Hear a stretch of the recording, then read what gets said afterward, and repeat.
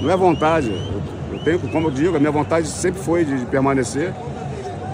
Mas eu te confesso que esse pequeno grupo, né, que atrapalha o Corinthians, esse pequeno grupo que às vezes se levanta silenciosamente, que ninguém bota a cara, né? Esse grupo atrapalha. E é algo que incomoda a todos. Então é por isso que nós vamos ter uma conversa com o presidente, entender aquilo que tem de planejamento para 2026, para que a gente possa aí tomar as melhores decisões. Você esperava.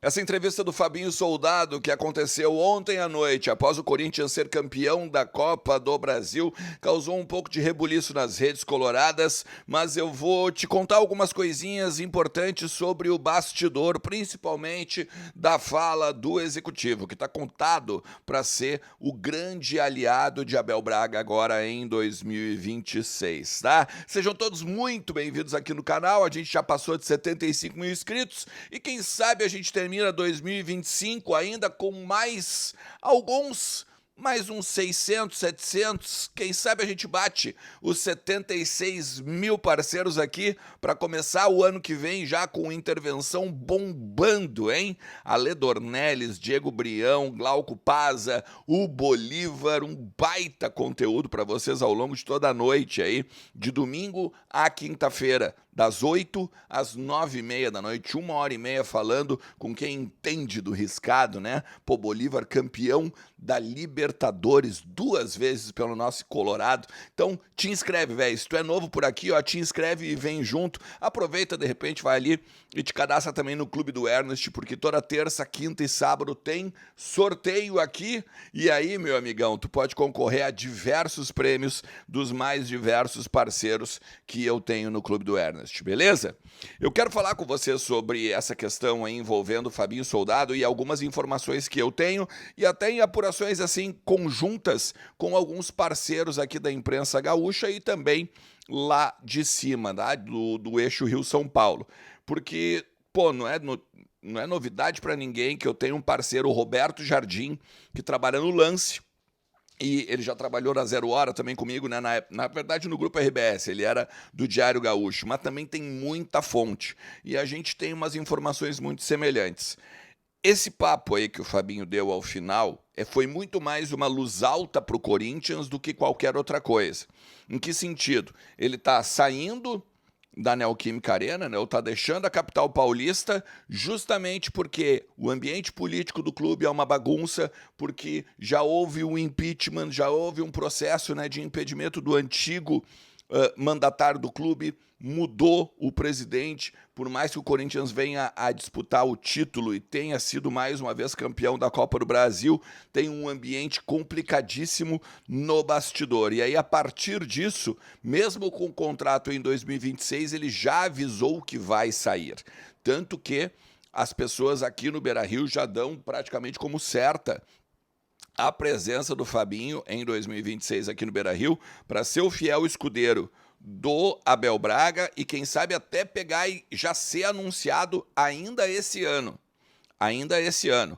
As conversas deveriam ser agora entre segunda e terça-feira para fazer a rescisão do contrato e aí, então ele poderia sentar com o Inter, definir questões aí envolvendo, né, o seu salário, bonificações, porque eu já tinha trazido para vocês até do Magrão, né? O Magrão, provavelmente daqui a pouco até outros executivos também tinham, né?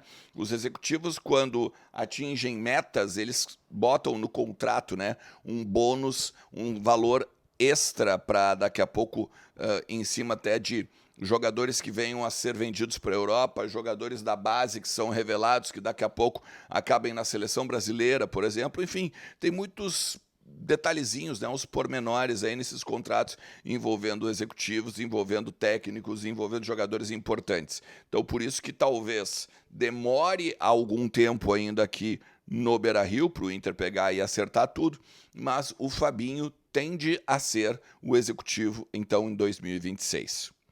E aí a gente tem que falar de mercado, né, velho? Nesse momento, eu quero falar sobre... Nesse conteúdo, eu vou falar sobre 3 jogadores, tá? O Bernabei, o Vitão e o Bruno Gomes. Primeiro, o Inter entendeu, cara, que o Bruno Gomes Na reta final de temporada do Campeonato Brasileiro, ele era o grande expoente do meio-campo. Por mais que por vezes ele também fizesse a lateral direita, em alguns momentos que o Ramon Dias jogava ele para o lado, depois até no jogo como um todo, né, jogasse também como volante um pouco mais pelo lado direito, às vezes até fazendo meio um dublê de lateral, também com o Abel, o Inter entende que esse jogador é importantíssimo dentro do esquema do Paulo Pesolano para 2026. O meio-campo vai começar pelo Bruno Gomes. Não no sentido de primeiro volante, mas no sentido de ele ser o jogador de vitalidade, o jogador que consegue não apenas correr, mas compor o espaço, que é o que precisa, né, para tu pegar e ganhar o setor, que é o que precisa para que tu possa ter a compactação do meio. Um jogador que também chega na frente, chuta a gol, né? Pô, no jogo ali contra o Red Bull Bragantino, botou um balaço na trave, né? Seria um golaço também. Então, ninguém vai tirar o Bruno Gomes do Inter. Neste momento, o Atlético Paranaense tenta seduzir o jogador e, com isso, também alguns milhões de dólares na conta do Inter. Eu tinha que era euro, tá? Mas tem alguns colegas falando em dólar. Eles têm uma proposta já de 4 milhões de dólares na mesa do presidente Alessandro Barcelos, e o presidente olhou e riu, né? E disse, pô, Petralha, tu tá de sacanagem? Né? E aí o Petralha disse, bom, mas então eu vou botar mais uma grana. O que se fala lá em Curitiba é que seriam 5 milhões de dólares.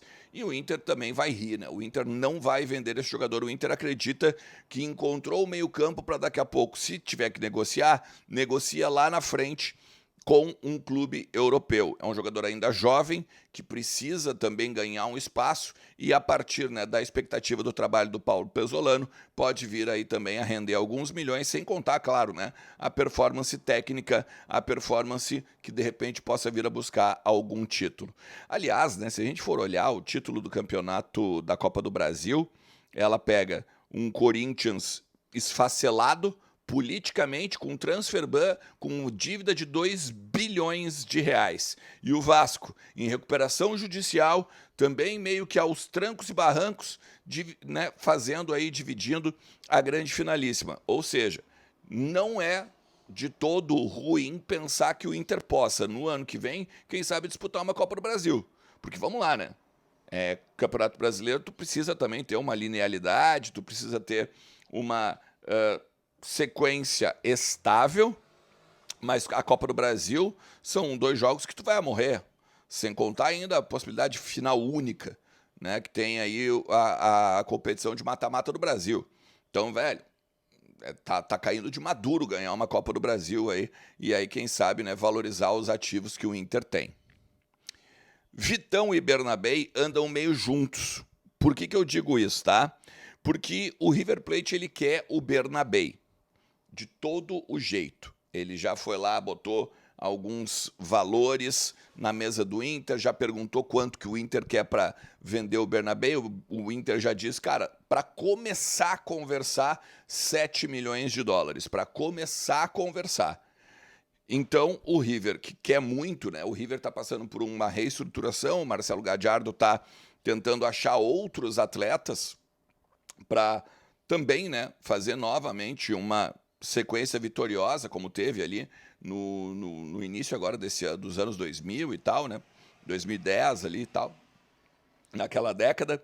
Ele, segundo o Lucas Colar, ele teria oferecido, o River, o zagueiro Paulo Dias, é um chileno, tá? Que hoje é titular do River. Ele era um zagueiro, não só o titular, mas a referência técnica da zaga do River Plate. Ele tem 31 anos e mais de 200 jogos com a camisa do clube argentino. E aí aqui, por que eu digo que tá ligado um ao outro? Porque o River sabe que o Vitão está sendo pressionado para deixar o Beira-Rio, em termos de valores, né? Seja do Palmeiras, seja do Flamengo, seja do Cruzeiro, seja do Benfica de Portugal. O Inter tem 80% dele, perderia daqui a pouco o zagueiro nessa janela, transfere o zagueiro de 25 anos, sei lá para onde, né? Ganha um dinheiro em cima dos 80% que tem, e aí tira o Paulo Dias para substituto. No caso, entregando o Bernabé também, né, e mais uma grana. Eu não faria esse acordo. Não faria esse acordo. Porque acho que o Bernabé passou por uma temporada ruim e ele pode sim repetir a temporada de 2024, tá? Eu botaria o Bernabé como um dos pilares da defesa desse time. Não venderia o Vitão também, ainda que saiba que precisamos fazer valores, negócio. Temos de ter dinheiro para, até mesmo agora em 2026, a gente conseguir pegar e contratar jogadores.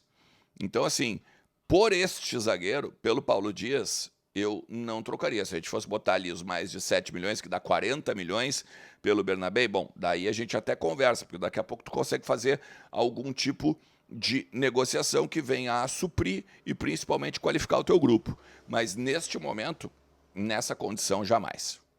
Se tu chegou até aqui, te agradeço demais, tá? Velho, segunda-feira da noite, diazinho bom pra tu comer um pastel, tá? Vai lá, fala com a galera da Hora do Pastel, usa o cupom GRENAL10, porque esse cupom ele te dá 10% de desconto no teu pedido. Eu sei que agora vai vir a ceia, então quem sabe assim, ó, come um pastelzinho só na light, né? Pouca coisa, porque é um pastel crocante, não é aquele pastel cheio de óleo e tal. Cara, tu vai adorar o pastel da Hora do Pastel. Eu te garanto isso. Faz e depois me abraça. A gente tá junto nessa. Um forte abraço. Tchau.